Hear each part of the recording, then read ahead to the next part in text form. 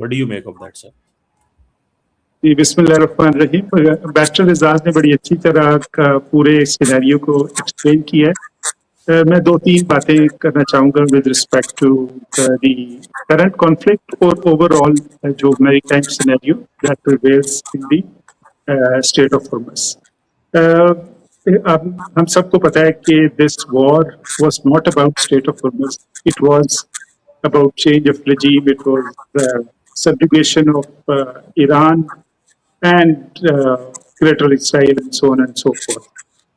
تو یہ جو قضیہ یا جو مسئلہ کھڑا ہوا ہے, آپ نے دیکھا کہ کسی بھی یو ایس پریزیڈنٹ نے even at the behest of Israel Iran کو اٹیک نہیں کیا, and this goes to the credit of the president کہ یہ کام جو ہے یہ سٹارٹ کیا گیا. تو امبیسڈر اعزاز کی بات بالکل صحیح ہے کہ ایران اس وقت اس اسٹیٹ آف ہارمز کو ایک لیوریج کے طور پہ استعمال کر رہا ہے, اور جس میں وہ باقی اپنے جو آبجیکٹیوز ہیں ان کو وہ حاصل کرنا چاہ رہا ہے. ان ایڈیشن ٹو جو آپریشنل ڈسکرپشن انہوں نے دی کہ یہ جو کانسٹیٹیوشن آف اوشن جسے United Nation charter of law of sea کہتے ہیں, دونوں پارٹیز یعنی کہ یو ایس نے سائن نہیں کیا ہوا, نہ ہی ریٹیفائی کیا ہوا ہے, اسی طرح ایران نے سائن کیا ہوا ہے لیکن ریٹیفیکیشن نہیں ہوئی, لیکن دونوں اپنے حسب ضرورت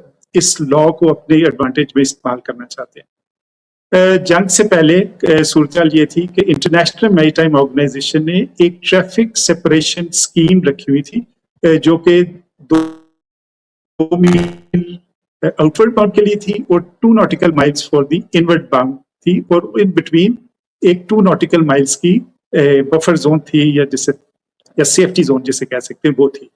اچھا, اس میں جو ڈیپتھ کنٹورز ہیں وہ ایسے ہیں کہ عمان کی طرف it ranges from 60 meters to nearly 100 meters. So theoretically جو ایگزسٹنگ ٹریفک سیپریشن اسکیم ہے جو کہ پوری 120 آٹ شپس جو فالو کرتے تھے جنگ سے پہلے, اس کے باہر بھی اتنی نیویگیبل اسپیس ہے کہ جہاں سے وہ پاس کر سکتے ہیں. تو اسی طرح عمان اور اس کے جہاں بھی ٹیریٹوریل لمٹس ڈیفائن نہ ہوں اور 24 ناٹیکل مائلز کی سپریشن نہ ہو تو وہ اسی حساب سے وہ ٹیریٹوریل واٹرز کم ہو جاتے ہیں. تو تھیوریٹیکلی جو عمان کی طرف سے شپس جو آ رہے تھے جس کو ایران نے اٹیک کیا, وہ کیا کہتے ہیں, they had the right to transit as per legal, as per diplomatic and as per even the memorandum of understanding. لیکن اگر وہ کیا کہتے ہیں وہ پرماننٹ سولوشن ہو جاتا ہے تو ایران کی یہ لیوریج ختم ہو جاتی ہے.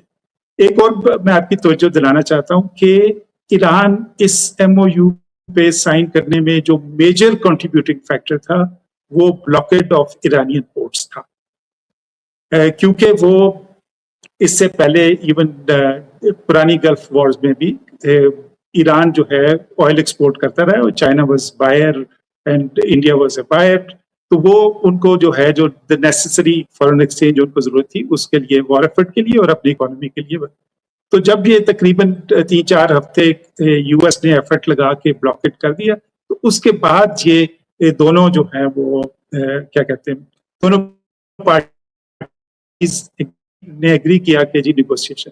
سو ان الٹیمیٹ انالیسس میں ایران یہ سمجھتا ہے کہ ان کے پاس جو ہے وہ نیگیٹو لیوریج ہے, ہر قسم کی نیگیٹو لیوریج, چاہے وہ ایسیمیٹرک ہے, چاہے وہ پراکسیز کی لیوریج ہے, چاہے وہ اسٹیٹ آف ہارمز کو بند کرنے کی لیوریج ہے. وہ یہ سمجھتا ہے کہ پوری دنیا جو امپیکٹ ہو رہا ہے اسٹیٹ آف ہارمز کے کلوجر کی وجہ سے اور یو ایس میں جو کہ آئل پرائسز ہائک ہو رہی ہیں, force America to come to terms as per the desires of اور the wishes of the Iranian government. تو انہوں نے آپ نے دیکھا ہوگا کہ یہ جو 14 پوائنٹ کا ایم او یو ہے they were heavily favored اور tilted in the favor of Iranians. تو میرا اپنا خیال ہے کہ یو ایس اس معاملے میں کسی طریقے سے ایکسٹریکیٹ کرنا چاہ رہا ہے, اور چاہے وہ اپیزمنٹ کے تھرو, چاہے وہ یوز آف فورس کے تھرو, کسی طرح وہ یہ لا رہا ہے کہ جو اسٹیٹ آف ہرمز کا جو پری وار اسٹیٹس تھا اس پہ ریٹرن کیا جائے. اور فرینکلی اسپیکنگ انٹرنیشنل کمیونٹی کی بھی یہی ڈیزائر ہے, کیونکہ یہ this will set a wrong precedence of tolling unnecessarily at a place.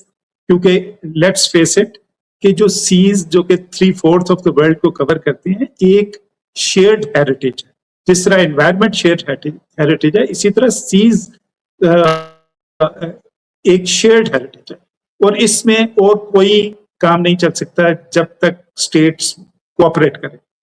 جغرافی ایسی ہے کہ both Iranians through asymmetric means and the U S through normal means اس اسٹیٹ کو بلاکیٹ تو کر سکتے ہیں لیکن اس کو اوپن نہیں رکھ سکتے, کیونکہ جغرافی ایسی ہے کہ کچھ نہ کچھ جو ہے وہ ڈیمیج کاز کیا جا سکتا ہے. اور جو جتنی ایفرٹ چاہیے ٹو کیپ اٹ اوپن وہ شاید یو ایس کے لیے رسکی بھی ہے اور اتنی ایفرٹ وہ لگانا نہیں چاہیے.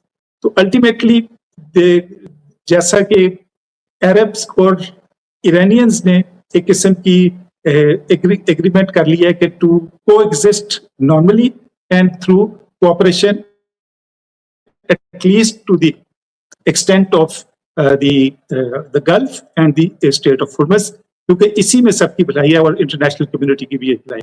تو میرا اپنا خیال ہے کہ سونر اور لیٹر یہ جوسلنگ یا پوزیشننگ یا یہ وہ ہوتی رہے گی, کیونکہ جس اتنا کمپلیکس ایشو ہے کہ اس میں ہائیز اور لوز ہوں گے اور یہ سائنوسائڈل یہ اسموتھ جو ہے پیسج نہیں ہوگا.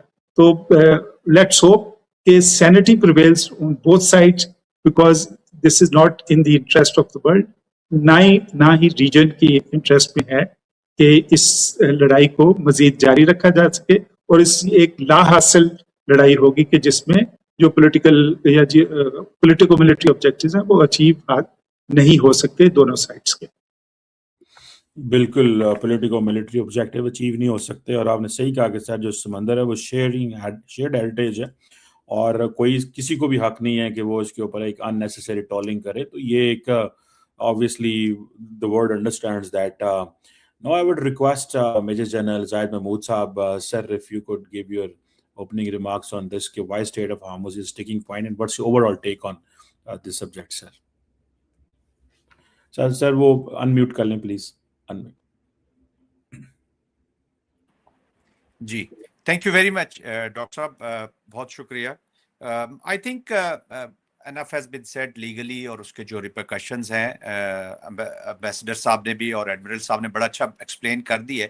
اپیرنٹلی تو اٹ از نیوکلیئر جو ٹرمپ کے لیے اور یونائٹیڈ اسٹیٹس کے لیے وچ از ایٹ دا فرنٹ فیس کہ نیوکلیئر کے ساتھ وہ ایک اسٹریٹجک جو ڈومیننس ہے یا جو ایک پرائڈ ہے, ایک ہیوبرس پرائڈ کہہ لیں, which is attached because this war is only now can be justified by President Trump کہ وہ نیوکلیئر کے اوپر کیا ڈیل لے کے جاتا ہے. But that is